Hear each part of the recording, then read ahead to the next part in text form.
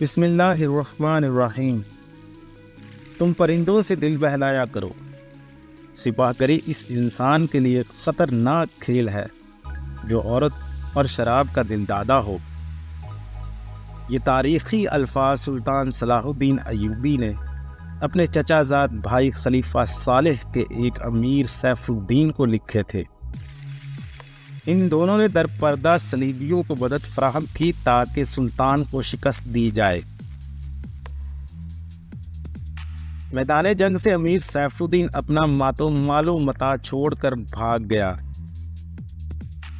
اس کے ذاتی خیمے سے رنگ برنگے پرندے، حسین اور جوان ناچنے گانے والیاں، سازندے اور شراب کے مٹکے برآمد ہوئے۔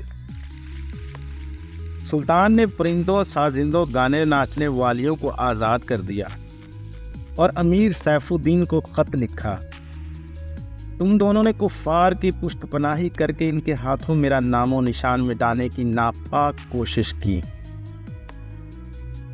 اور یہ بھی نہ سوچا کہ تمہاری یہ کوشش عالم اسلام کا بھی نام و نشان مٹا سکتی ہے۔ تم اگر مجھ سے حسد کرتے ہو تو مجھے قتل کرا دیا ہوتا۔ تم مجھ پر 2 قاتلانہ حملے کرا چکے ہو اور دونوں میں تم ناکام ہوئے۔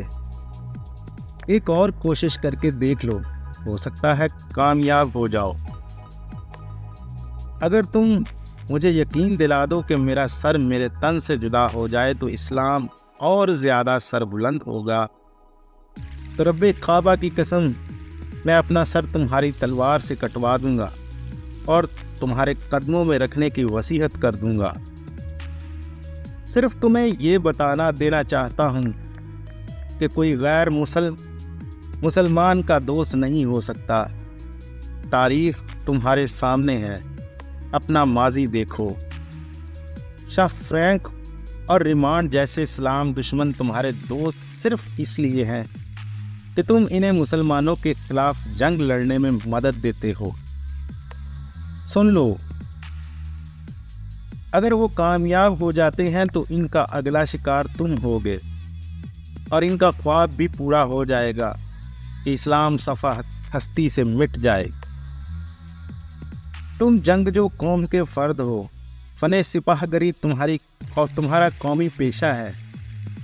ہر مسلمان اللہ کا سپاہی ہے، مگر ایمان اور کردار بنیادی شرط ہے۔